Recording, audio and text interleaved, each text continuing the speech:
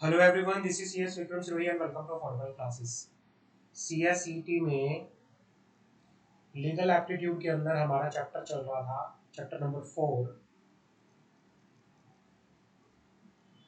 हम कर रहे हैं chapter number 4, company law, element of company law, जिसमें हमने लास्ट क्लास हमारी 2 हो चुकी हैं। आज हम इसको फर्दर स्टार्ट करते हैं क्लास को हमारा। तो बात करते हैं, टॉपिक कौन सा है next. Disadvantage of corporate form of enterprise, के कंपनी के एक कॉर्पोरेट फॉर्म के डिसएडवांटेज क्या हो सकते हैं।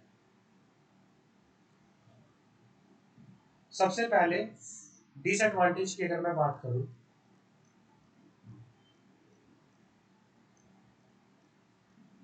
डिसएडवांटेज के अंदर सबसे पहले आता है फॉर्मेलिटी एंड एक्सपेंसेस।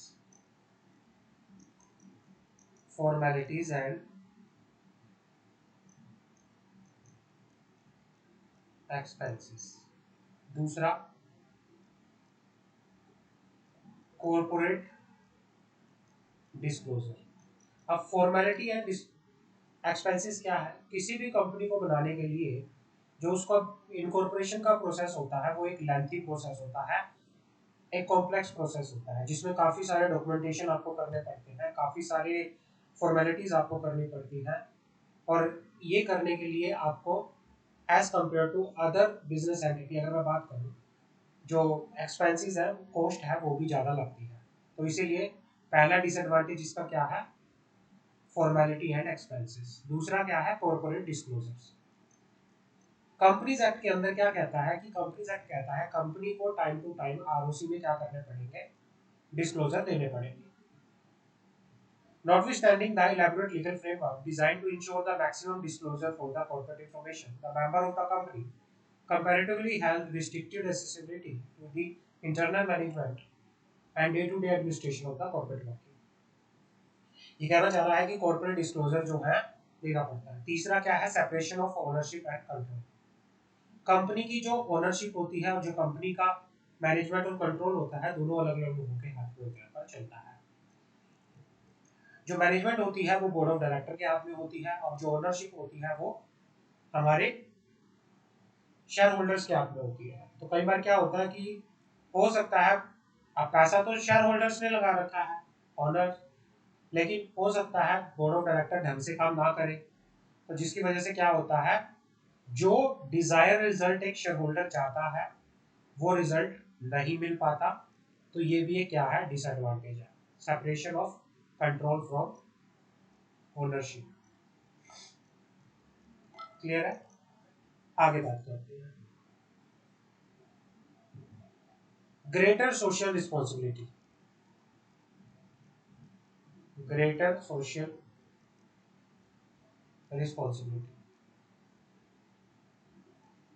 भाई कंपनी जो है एक लीगल पर्सन है। कंपनी एक एनवायरमेंट में, एक देश के अंदर उसके रिसोर्सेज को यूज करती है, तो कंपनी के ऊपर भी एक ग्रेटर सोशल रिस्पॉन्सिबिलिटी है। कंपनी को भी सोशल रिस्पॉन्सिबिलिटी के लिए काफी खर्चा करना पड़ता है, तो वो भी इसका एक क्या है? डिसएडवांटेज है।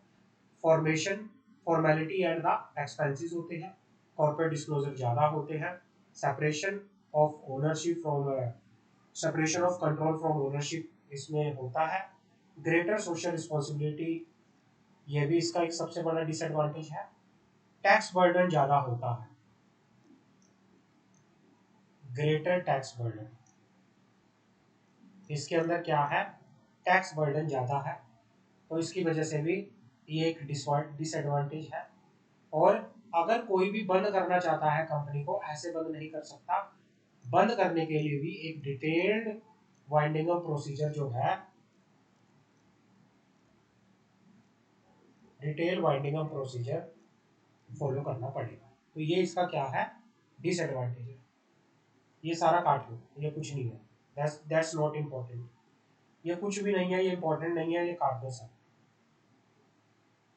यहाँ से कुछ भी इंपॉर्टेंट नहीं है, ये इंपॉर्टेंट है। Companies act 2013, companies act 2013।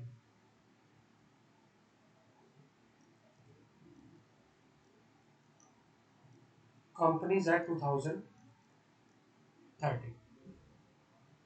Companies act 2013, ये कब प्रेसिडेंट ने कंपनीज एक्ट की असेंट कब दी थी? प्रेसिडेंट ने इस एक्ट की असेंट कब दी थी?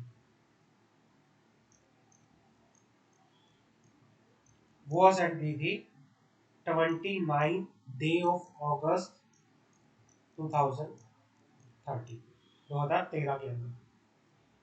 गैजेट ऑफ इंडिया में कब नोटिफाई हुआ था? गैजेट ऑफ इंडिया के अंदर नोटिफाई हुआ था ये 30 अगस्त 2013 के अंदर। क्लियर है? 30 अगस्त 2013 के अंदर। ये चीजें आपको ध्यान रखनी है, ये इंपॉर्टेंट है, इतना पॉइंट, दैट्स इंपॉर्टेंट। आगे बढ़ते हैं, जो जो इंपॉर्टेंट है वही करेंगे, इससे ज्यादा इंपॉर्टेंट, इससे अलग कुछ भी नहीं इसमें पढ़ेंगे। Applicability of companies act. Applicability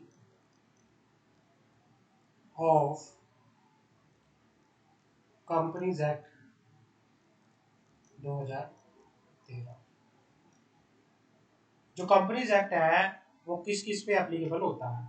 companies act applicable होता है company incorporated under the companies act या एनी अदर प्रीवियस कंपनी, हर एक कंपनी। दूसरा, insurance company, banking company, company engage in the generation और supply of electricity, any other company govern under any special act या any other body corporate, इनके ऊपर companies act क्या है? Applicable होता है। तो यहाँ तक आपको पढ़ना है। इसमें काफी कुछ एक्स्ट्रा है जो हम नहीं पढ़ेंगे, तो ये यहाँ तक आपको पढ़ना है। क्लियर है? आगे बढ़ते हैं। टाइप्स ऑफ कंपनी, काफी तरह की अलग अलग कंपनीज होती हैं, वो बात करते हैं। अगर मैं टाइप्स ऑफ कंपनी की बात करूं तो अलग अलग तरह की काफी सारी कंपनी है। सबसे पहले बात करते हैं टाइप्स ऑफ कंपनी में। सबसे पहले अगर मैं बात करूं, पॉपुलर जो फॉर्म ऑफ कंपनी होती है, private company, public company, one person company. अब बात करते हैं प्राइवेट कंपनी की। Private company means a company having a minimum paid up share capital has been prescribed. Private company के, ध्यान रखना, प्राइवेट कंपनी के आर्टिकल के अंदर कुछ रिस्ट्रिक्शन होती है, कि प्राइवेट कंपनी के आर्टिकल में रिस्ट्रिक्शन होती है, restriction the right to transfer it is share, restriction on the right to transfer share. दूसरा, एक प्राइवेट कंपनी के मिनिमम नंबर ऑफ मेंबर जो होते हैं वो 2 होते हैं, और मैक्सिमम जो होते हैं वो 200 होते हैं। क्लियर है? और तीसरा, एक प्राइवेट कंपनी प्रोहिबिटेड, वो नहीं कर सकती कोई भी any public issue of security. एक private company public issue of security नहीं कर सकती। तो प्राइवेट कंपनी वो होती है जिसके आर्टिकल के अंदर रिस्ट्रिक्शन होती है right to transfer of share, जिसका मैक्सिमम नंबर ऑफ मेंबर जो होता है 200 होता है, और जो क्या नहीं कर सकती, जिसकी प्रोहिबिशन होती है, prohibit invitation to the public to subscribe any of its security, तो वो होती है हमारी प्राइवेट कंपनी। अब बात करते हैं पब्लिक कंपनी की। पब्लिक कंपनी, पब्लिक कंपनी क्या होती है? पब्लिक कंपनी वो कंपनी होती है जो प्राइवेट कंपनी नहीं होती, जिसकी minimum paid up share capital जो बताई गई है वो होती है, provided that company which is subsidiary of a public company is also called a public company, तो ये कहना चाह रहा है कि पब्लिक कंपनी क्या होती है, जो प्राइवेट कंपनी नहीं होती वो पब्लिक कंपनी होती है। क्लियर है। 1% कंपनी, 1% कंपनी जिसका सिर्फ एक ही पर्सन क्या होता है, मेंबर होता है। 1% कंपनी पार्ट होता है किसका, part of a private company. 1% company क्या होता है, part of the private company होता है।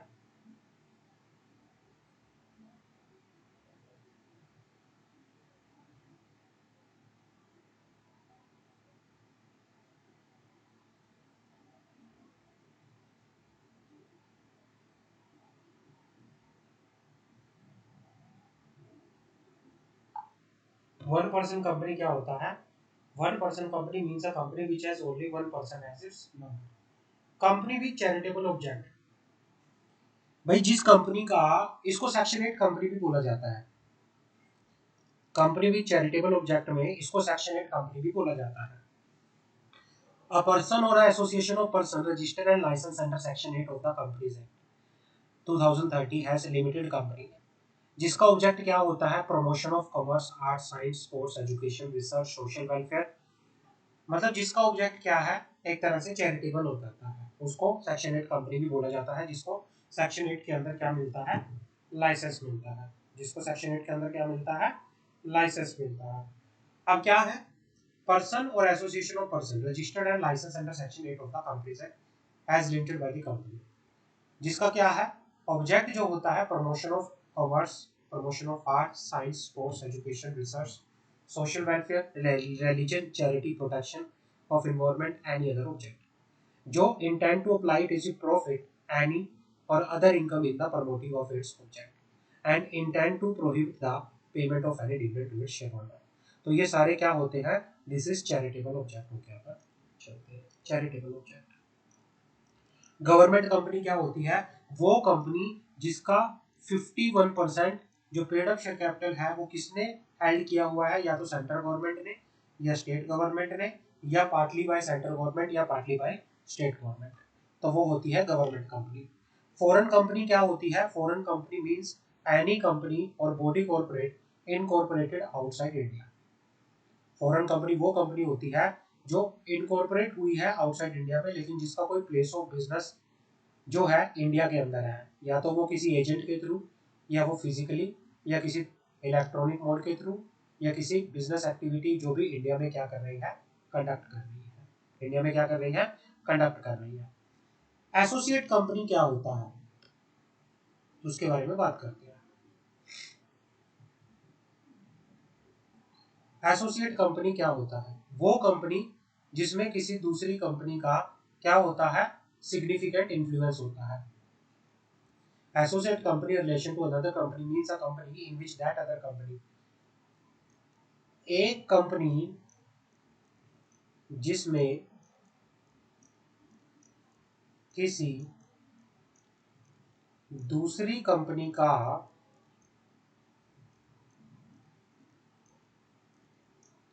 सिग्निफिकेंट इन्फ्लुएंस होता है, उसे एसोसिएट कंपनी कहते हैं। इसमें जॉइंट वेंचर है। अब सिग्निफिकेंट इन्फ्लुएंस क्या है, अगर एक कंपनी किसी दूसरी कंपनी में कम से कम 20%, मिनिमम 20% वोटिंग पावर या कंट्रोल या पार्टिसिपेट करती है बिजनेस डिसीजन के अंदर, तो उसको सिग्निफिकेंट इन्फ्लुएंस कहा जाता है। अगर एक कंपनी दूसरी कंपनी में कम से कम 20% उसके वोटिंग राइट, उसकी वोटिंग पावर है, या कंट्रोल करती है, या पार्टिसिपेट करती है बिजनेस डिसीजन में, तो उसको सिग्निफिकेंट इन्फ्लुएंस बोला जाता है। होल्डिंग कंपनी क्या होता है, holding company relation to one और more other company means a company of which such, अब सब मतलब ये कहना चाह रहा है सब्सिडरी कंपनी। पहले सब्सिडरी कंपनी पढ़ लो, फिर उसके बाद होल्डिंग कंपनी हमें अपने आप समझ आ जाएगा। Subsidiary company in relation to, देखिए एक कंपनी होती है होल्डिंग कंपनी, एक कंपनी होती है होल्डिंग कंपनी, एक कंपनी होती है सब्सिडरी कंपनी। सब्सिडरी कंपनी की डेफिनेशन समझ आ गई तो होल्डिंग कंपनी के अपने आप आ जाएगी। ये कहना चाह रहा है subsidiary company means a company, a company in relation to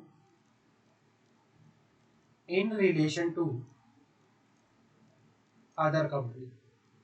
अब in relation to other company का मतलब है, यहाँ पे अदर कंपनी का मतलब है होल्डिंग कंपनी, यहाँ पे अदर कंपनी का मतलब है होल्डिंग कंपनी।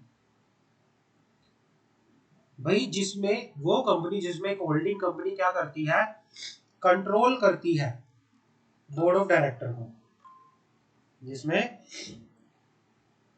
सब्सिडरी कंपनी वो कंपनी होती है जिसमें holding company board of director को कंट्रोल करती है, या फिर जिसमें होल्डिंग कंपनी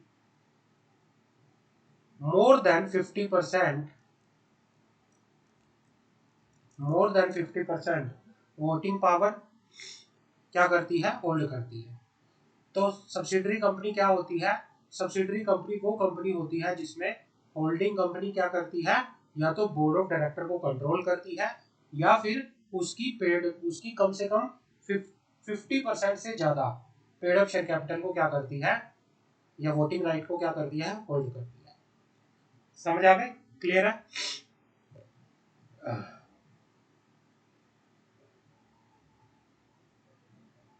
अब आता है small company. Small company, small company क्या होता है, बात करते हैं। अब हमारे सामने आता है स्मॉल कंपनी। स्मॉल कंपनी वो कंपनी होती है जिसकी paid up share capital 50 lakh से ज्यादा नहीं होती, या सच हायर अमाउंट हैज में be prescribe which shall not be more than 10 crore.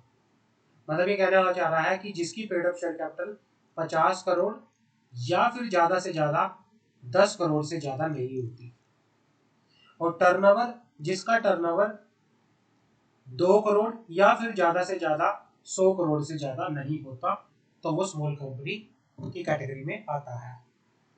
Small company क्या है, वो कंपनी जिसकी पेड अप कैपिटल 50 करोड़ या ज्यादा से ज्यादा 10 करोड़ तक की होती है, और टर्नओवर जिसका टर्नओवर 2 करोड़ या ज्यादा से ज्यादा 100 करोड़ से ज्यादा नहीं हो सकता, तो वो स्मॉल कंपनी होकर पर चलती है।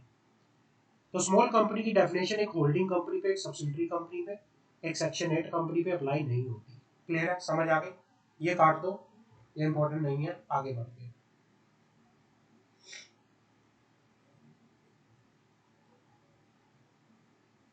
निधि कंपनी क्या होता है, निधि कंपनी,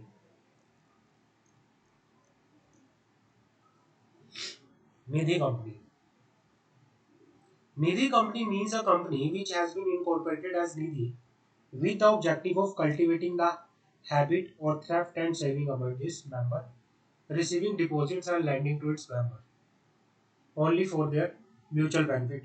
ये क्या कर सकती है, निधि कंपनी वो कंपनी होती है जो एक्सेप्ट करती है डिपॉजिट फ्रॉम इट्स मेंबर, या फिर जो लैंडिंग करती है टू इट्स मेंबर ओनली, सिर्फ मेंबर को, तो वो निधि कंपनी होती है जो अपने मेंबर से डिपॉजिट एक्सेप्ट करती है और जो अपने मेंबर को लैंडिंग करती है, हाँ, जिसका मेन ऑब्जेक्ट होता है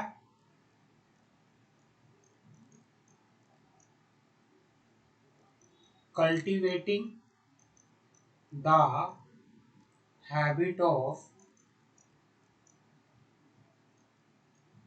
thrift and saving among the member, cultivating the habit of thrift and saving among the member, तो वो होता है। प्रोड्यूसर कंपनी क्या होता है, ये सारा काट दो, ये बात करते हैं, ये काट देना सारा।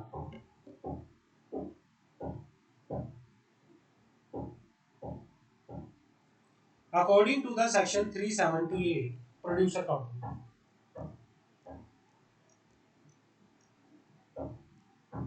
प्रोड्यूसर कंपनी की जो डेफिनेशन है, प्रोड्यूसर कंपनी क्या कहता है, according to the section according to the section 378 subsection 1 of the Companies Act 2013, producer company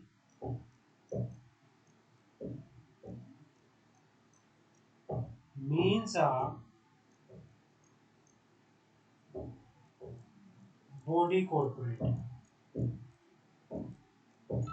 Producer company means a body corporate having objective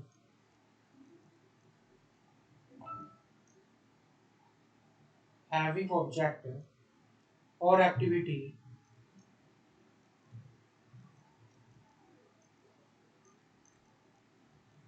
specified in section 378B. In section 378B. In section 378B.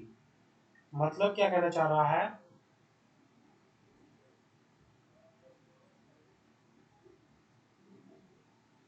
ये कहना चाह रहा है कि producer company वो body corporate होती है,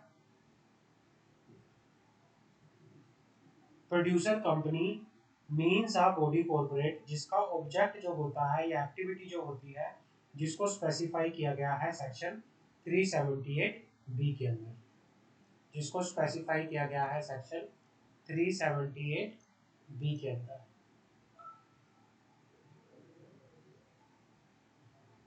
समझ आ गए? तो ये होती है प्रोड्यूसर कंपनी। अभी अगर आपको ये पढ़ना है,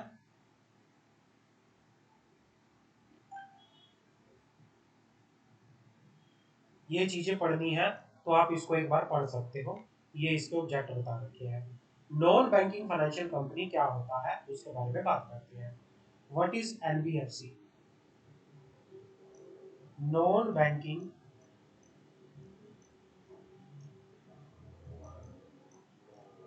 फाइनेंशियल कंपनी क्या होता है? Non banking financial company is a company registered under the companies act, जो कि अंगेज होती है in the business of loan advance, जो कि जिसका मेन बिजनेस क्या है?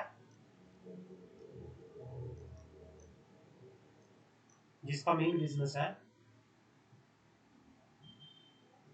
लोन एंड एडवांस का, लोन एंड एडवांस का, जिसका मेन बिजनेस है एक्विजिशन ऑफ शेयर्स का, जिसका मेन बिजनेस होता है acquisition of bond debenture security, है ना।